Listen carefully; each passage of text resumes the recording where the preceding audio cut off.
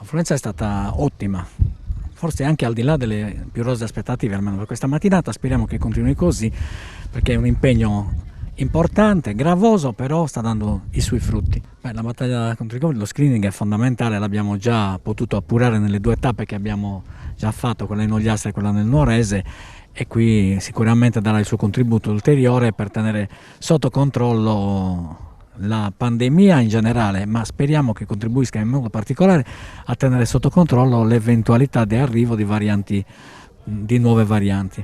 Continuiamo ad arrivare tra le 3.000 e 3.700 vaccinazioni agli over 80.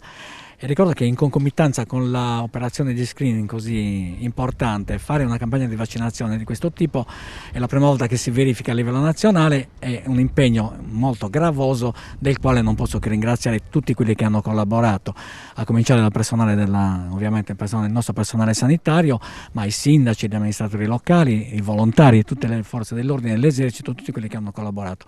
A loro va il nostro grazie sincero.